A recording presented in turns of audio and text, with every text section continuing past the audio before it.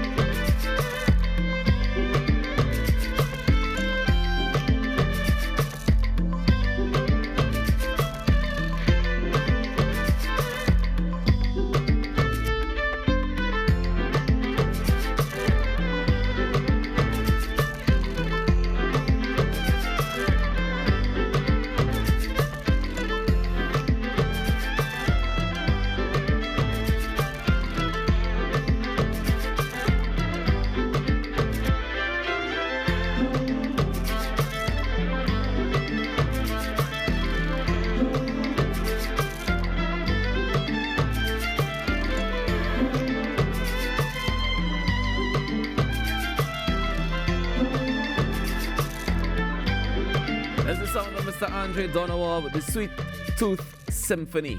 Of course, produced by Private Ryan. We saw him earlier in the video. And that's just a little taste of the video here on the Now Morning Show, just about 10 minutes before the hour of 8 o'clock. And we have Mr. Donovan in studio with us this morning. Andre, good morning. Good morning, sir. How are you? How are you doing this morning? I'm great.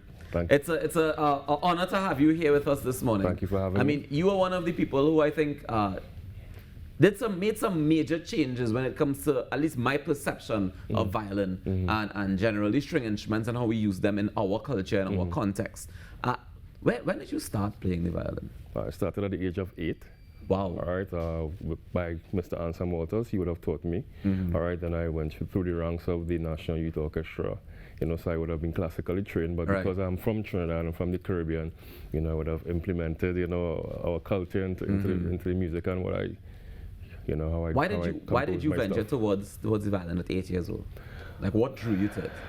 I always tell people I don't have the burning bushes, you know, story, but you know, it's just something that, you know, I guess has been embedded in my subconscious somewhat, where, you know, that seed of music and that spirit, you know, was like, okay, this is what you have to do. Yeah. You know, this is, you know, what you're being ordained, I guess, and you know. And how has the journey been for you so far? Since you decided, all right, I'm going to make this more, I'm going to take this skill that I have, because I mean, if you're doing something since you're 8 years old and you're not good at it by now, you would have stopped, right? Well, so you're still doing it, but when you decided, all right, I'm going to apply this now to soca or to calypso or to our cultural aspect of things, what encouraged that decision? Okay, so I've always been someone who likes to experiment with different genres of music. All right, but the opportunity came when Marshall Montano would have asked me to play at his first at Alternative Concept 3, you know, where I would have implemented, you know, the soca, right, you know, into my instrument. And, you know, it was such a success that, you know, it continued the following year with Alternative Quartet. Right. You know, and, you know, just step by step, you know, made improvements to the craft in terms of the string instrument in comparison to soca. And here we are now where, I mean, you correct me if I'm wrong, you also featured on the Antilles Rhythm. Yes. Yeah, yes. you had a track on the Antilles on the Rhythm. So Antilles that Rhythm would have been also. the first recording with a soca song. Yes, that would have officially been the first, how should I put it, the first violins on a soca piece. Right. The first violin lead on a soca piece. Because I know that we use strings all the time in the music itself. Yes, you are correct. But to have a violin lead a track is something that wasn't very on a normal soca rhythm, before. that was groundbreaking. Now people will just see it as an instrumental. How do we define the difference between your track as an actual song versus it being an instrumental? I mean, the instrumental, if it's like, let's say, I'm doing backing, you'll have harmonies, you know, like little ad-libs and so forth. But with the violin as a lead, you have a melody to follow, right? An actual melody that you could hum along with, you know, dance to. And is it difficult to do that on a soca beat when it comes to the violin and putting it into context? I wouldn't say that, you know, It's just a matter of, implementing what you would have known, playing the instrument and just, What so far for you has been the biggest challenge in applying this instrument to soca? Acceptance, but That's a problem we have in everything. But as the years has progressed, it's becoming more, more common. Yeah. So. Because I was going to say that I don't think we have very many people doing it. We have a few more now than we had before. Of course.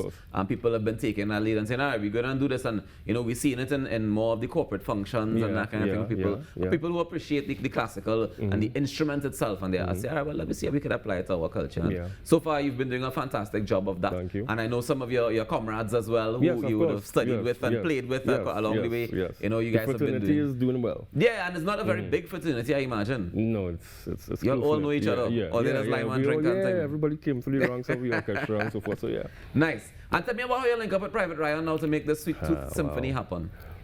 All right, so that was completely by chance. I just happened to be scrolling through Instagram at the right moment. I saw him preview the rhythm, and I was like, whoa, I was hearing different melodies in my head and so forth. So I messaged him. I was like, bro, this stuff. You messaged him on Instagram or you had the number? On IG. On IG, right? On IG DM. Like, right. Bro. You're sliding the DMs. Yeah, sliding DM, bro. Like, I love this rhythm, I have this, I'm paraphrasing, but basically I told him, it kind of reminds me of how I will approach the Antilles rhythm. Right.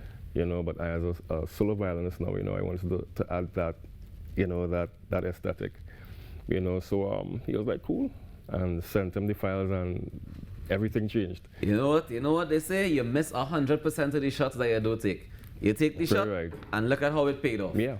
Ladies and gentlemen, I want to close off the show this morning with Mr. Andre Donowa performing the Sweet Tooth Symphony for us. But before we do that, I want to encourage each and every one of you to go out there and make a difference today now, because together we aspire. And if together we perspire, then together we can achieve some great things. I want to say thank you very much to Samantha Rampasad for joining us this morning as our guest host. Of course, thank you to Kimberly D'Souza, as per usual, here with us. And she'll be back with us tomorrow alongside Tash and myself. I'm Ruckus, wishing you a fantastic Monday and a great week ahead. Mr. Donowa, you ready for me? Yes, sir. Let me run studio.